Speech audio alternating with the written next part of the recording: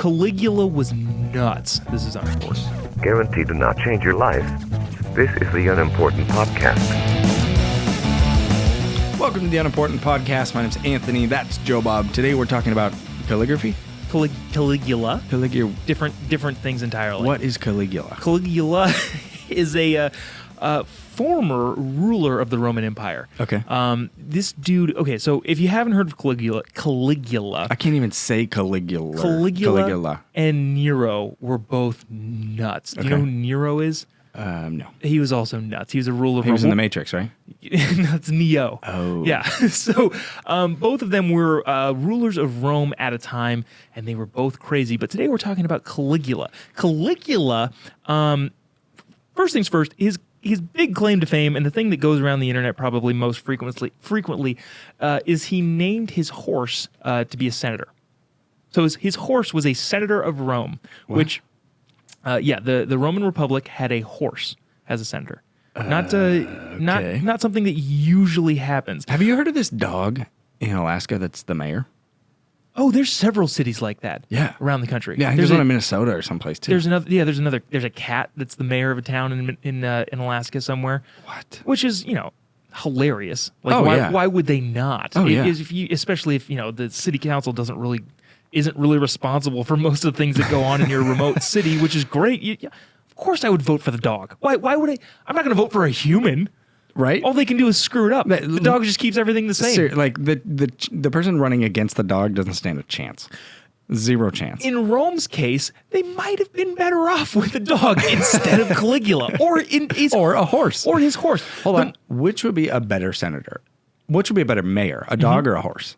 I think the dog.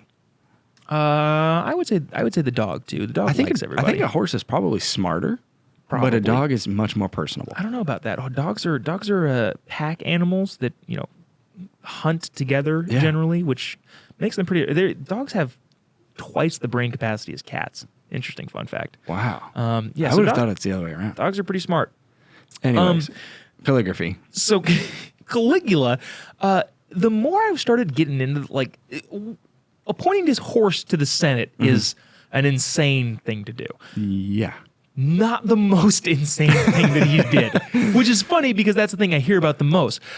This guy, he seems like he has a mental problem. And so I don't know if we should be making fun of him necessarily.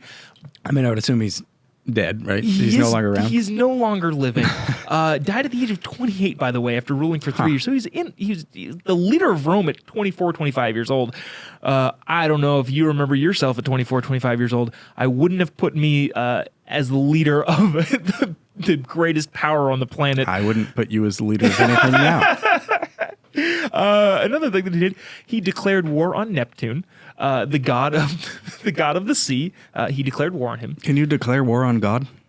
On a god? Yeah, the god of the sea. He's going to declare. How do you fight him? I don't know. Ask Caligula. He was the mastermind behind all of it. That's so strange. He had a lot of people killed. Nero had a lot of people killed. One of the ways that you could get killed was mentioning a goat in his presence. What? If you mentioned a goat in Caligula's presence, so he's got a horse in Senate, offense. but he doesn't like talking about goats. Oh, don't mention the goat. I guess growing up, he was a tall, skinny guy, and people would be like, you kind of look like a goat, which to the 99% of people would go, yeah, funny, great, and then it would go away. This guy said, no, you are not going to call me a goat, and probably decapitated several people before anyone realized, and then people started to get the picture. Don't say goat. Don't say goat in front of this guy. Don't call him a goat. He believed he was a living, breathing god on earth because that's most dictators think that about themselves. In the middle of gladiator battles, this is nuts at the Colosseum. So Gladiator, we've all seen the movie Gladiator. He would order his guards to throw sections of the crowd into the ring in between gladiator battles, and Just they to would duke it out. Apparently, watching people getting eaten by wild animals alleviates boredom. He was bored. So he had. I can't imagine being bored watching that. All right, it was in the middle of them. So the gladiator fights were over, and there was some downtime, and so he said, "All right, section 14B. If you're sitting in section 14B, go into the pit." I don't approve of animals eating people for entertainment, but we could incorporate this idea into some of our American sporting events. Imagine if you just took a section of a football game, threw them all in pads and helmets, all onto the field. Oh yeah, and just said, "Last guy standing wins." Free pizza. The best. I don't know about I would do it for that, but the best halftime entertainment is when they get the Pee-wee kids, the kids in the I thought you were gonna say wiener dog races. Oh, you're close second. This is when they get the 10 and 11-year-olds and they're in full pads and they play against the mascots. And then full-grown men in mascot costumes just ruining children.